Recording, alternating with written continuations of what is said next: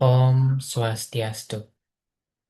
Okay, let me introduce myself. My name is Komangdi Putra Kusumardana with SIN 2413031005. In this presentation, I will explain answer to protein metabolism question. Jadi pada presentasi kali ini saya akan membahas jawaban dari pertanyaan materi metabolisme protein.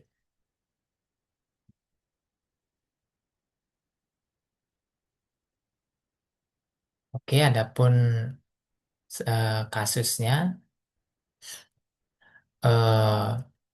35-year-old patient experience decreased muscle mass, chronic fatigue, elevated blood urea levels, and high protein diet.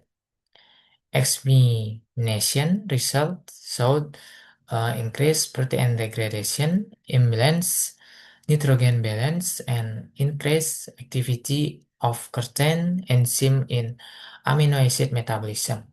The doctor suspect disturbance in protein and amino acid metabolism, particularly in the process of protein degradation and nitrogen excretion. Nah, jadi kasusnya itu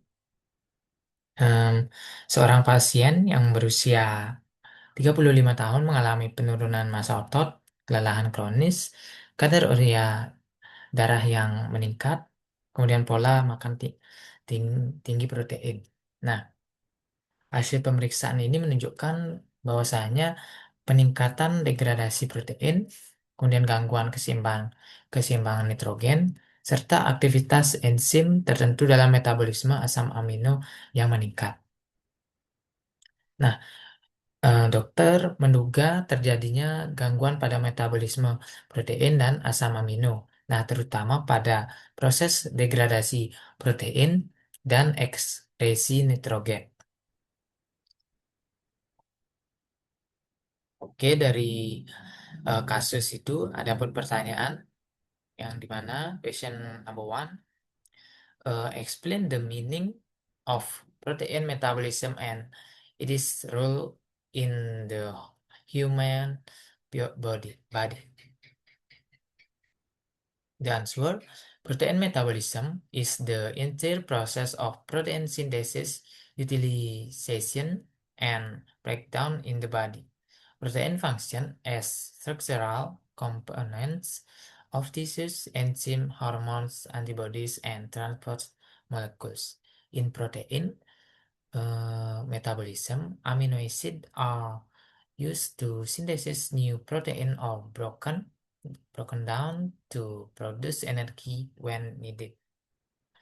Jadi pertanyaan yang pertama itu, jelaskan pengertian metabolisme protein dan peranannya dalam tubuh manusia.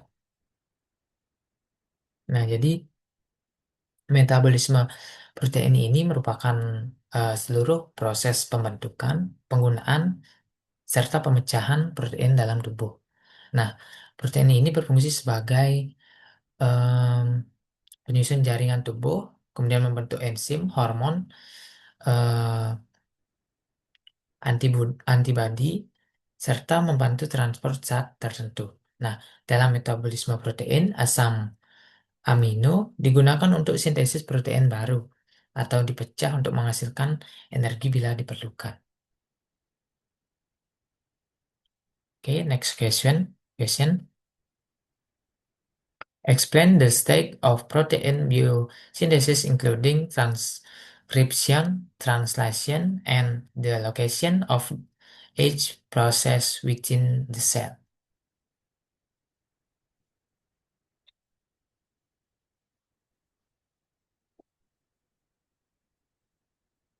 The answer, transcription. Translation is the process of forming mRNA from DNA. This process occurs in the nucleus. Genetic information in DNA is copied into mRNA by the enzyme RNA polymerase. Translation. Translation is the process of protein formation based on the mRNA code. This process occurs at ribosome in the cytoplasma.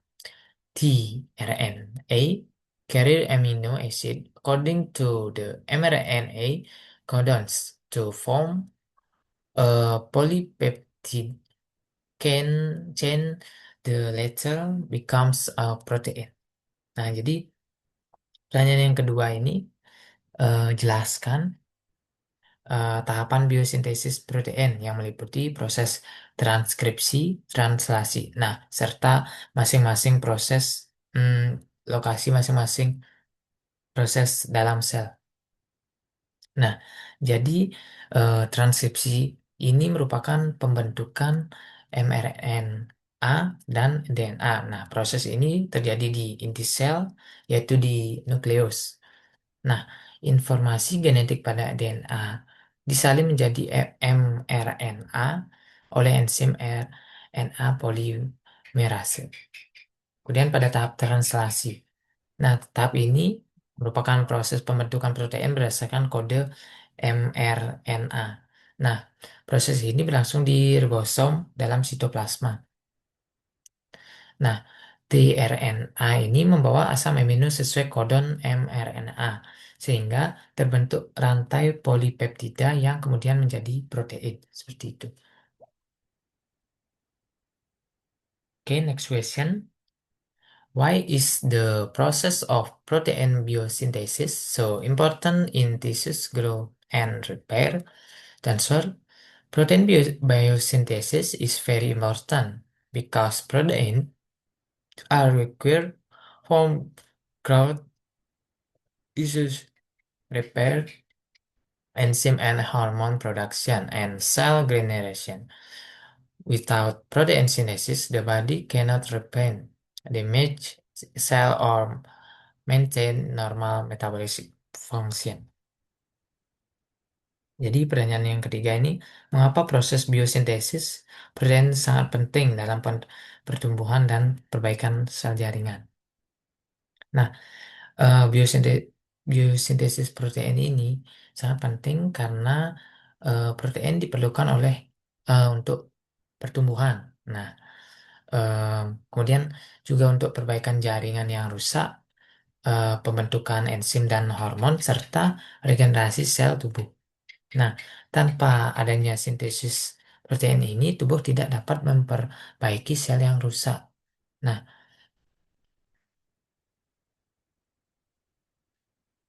maupun eh, mempertahankan fungsi metabolisme secara normal. Nah, maka dari itu biosintesis protein ini sangat penting.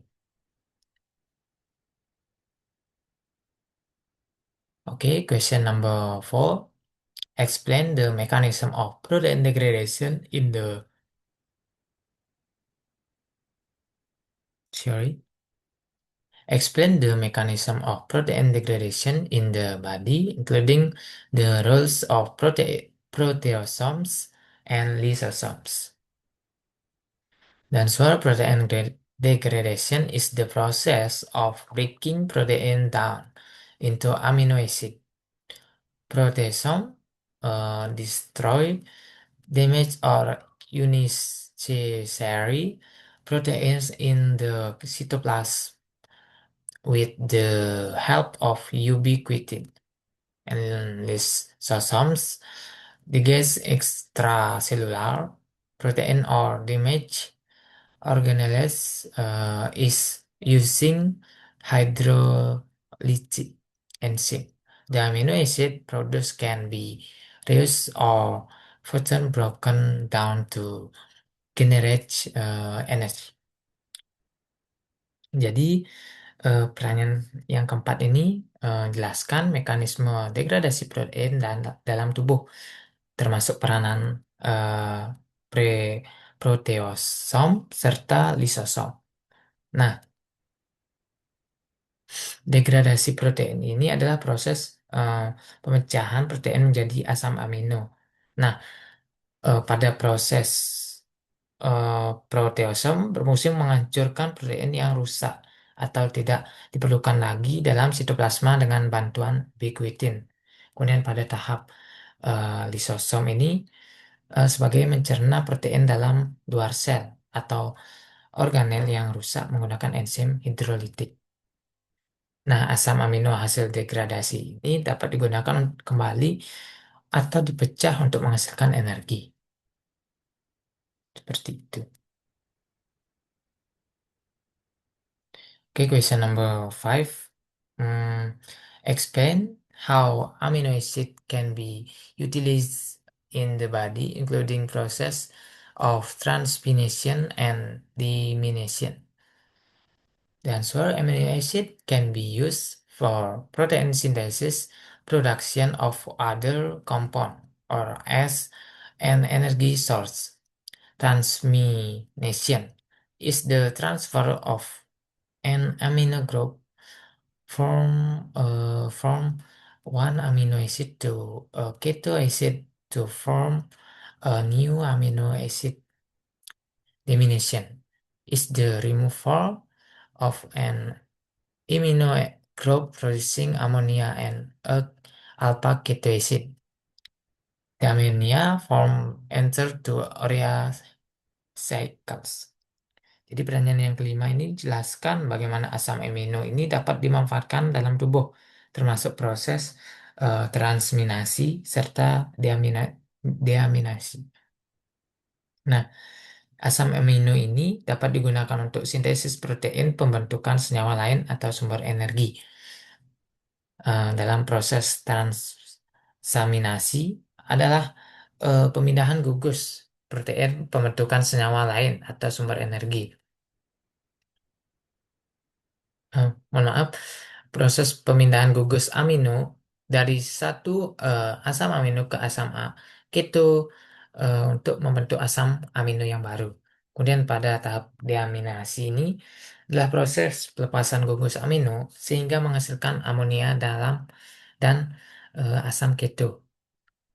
Nah, amonia ini terbentuk akan masuk ke dalam siklus urea.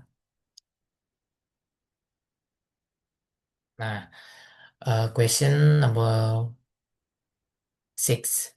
Explain the function of the urea cycles in protein metabolism and why this process is important. The urea cycle function to convert toxic ammonia into urea, which is safe and can be extracted through urine. This process occurs in the liver. The urea cycle is important because ammonia accumulation can damage body tissues, especially the nervous system. Jadi pertanyaan yang keenam ini lanjutan yang kelima, yaitu fungsi siklus urea dalam metabolisme protein serta mengapa proses ini begitu penting. Nah, siklus urea ini sangat penting untuk mengubah amonia yang bersifat toksik menjadi urea yang lebih aman untuk dikeluarkan melalui urin. Kemudian proses ini terjadi di dalam hati. Nah, siklus urea ini penting karena penumpukan amonia dalam dapat merusak jaringan tubuh, terutama pada sistem saraf seperti itu.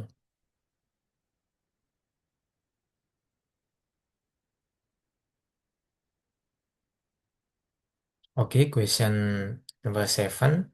Why does this increase in blood urea levels occur? It is related to amino acid metabolism.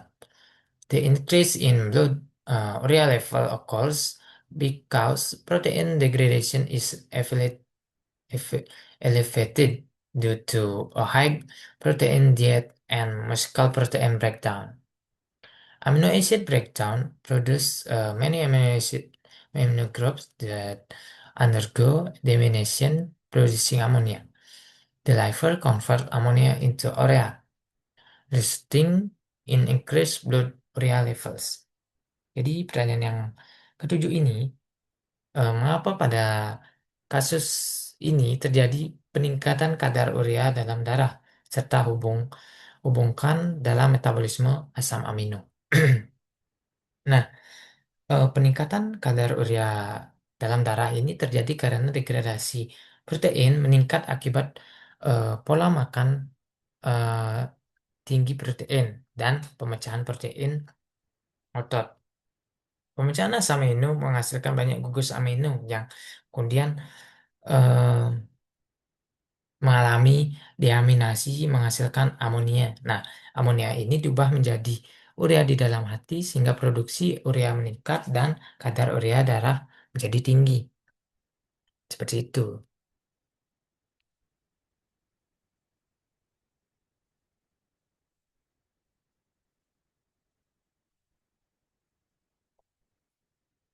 Oke, question number 8. Explain the concept of nitrogen balance and the factor that influence it.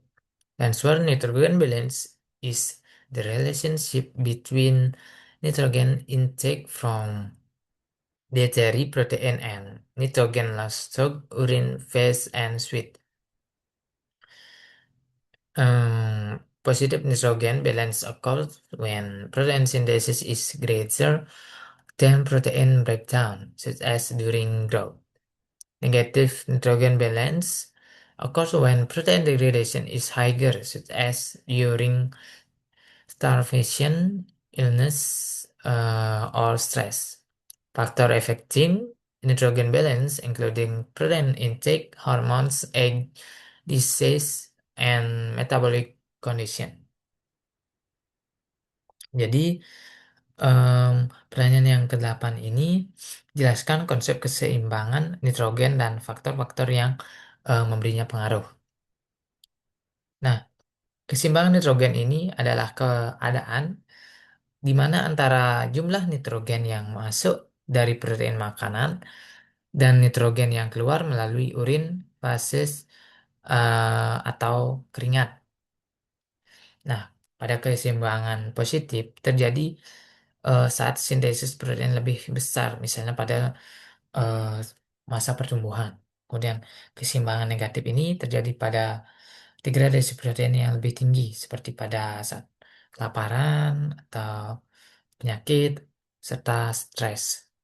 Nah, faktor yang mempengaruhi antara lain asupan protein, hormon usia, penyakit, dan kondisi metabolik pada tubuh. Okay, question number 9. Analyze of the role of hormone in protein metabolism such as insulin and cortisol. Insulin. Insulin promotes protein synthesis and inhibits protein breakdown, making it an anabolic hormone. Cortisol. Cortisol increases protein degradation, especially in muscle, to provide amino acid for energy production and gluconeogenesis. During stress or chronic illness, cortisol level and increase causing greater protein breakdown. Jadi, pertanyaan yang ke-9, analisis peran hormon dalam metabolisme protein seperti insulin dan kortisol. Nah, pada tahap insulin ini meningkatkan sintesis protein dan menghambat pemecahan protein sehingga bersifat anabolik. Kemudian pada kortisol meningkatkan degradasi protein terutama di otot untuk menyediakan asam amino sebagai sumber energi dan gluconeogenesis. Nah, pada kondisi stres atau penyakit kronis, kadar kortisol meningkat sehingga pemecahan protein dalam tubuh menjadi lebih besar. Okay, the last question. Question number 10. Explain the relationship between protein metabolism, carbohydrate metabolism, and lipid metabolism in providing energy to the body. The answer: protein metabolism is closely related to carbohydrate and lipid metabolism in energy production. Amino acids from Protein degradation can be converted into glucose through gluconeogenesis or enter the Krebs cycle to produce ATP. When carbohydrates are insufficient, protein and fats serve as alternative energy sources. These three metabolic pathways are integrated to maintain the body's energy supply. Jadi pertanyaan yang terakhir yaitu pertanyaan yang ke-10, jelaskan hubungan antara metabolisme protein, metabolisme karbohidrat, dan em, metabolisme lipida dalam penyediaan energi dalam tubuh. Nah, metabolisme protein berhubungan erat dengan metabolisme karbohidrat dan lipid dalam penyediaan ATP atau energi. Nah, asam amino hasil degradasi dapat diubah menjadi glukosa melalui gluconeogenesis atau masuk ke siklus Krebs untuk menghasilkan energi atau ATP. Nah, jika karbohidrat kurang, protein dan lemak digunakan sebagai sumber energi alternatif. Nah, ketiga metabolisme ini sangat terintegrasi untuk menjaga kebutuhan energi tubuh eh, sehingga tetap terpenuhi. Oke, since all the questions have been answered, I will end I will end this presentation. Before that, I apologize if I have said anything wrong. I will close with Paramasanti. Om Santi Santi Santi Om. Thank you.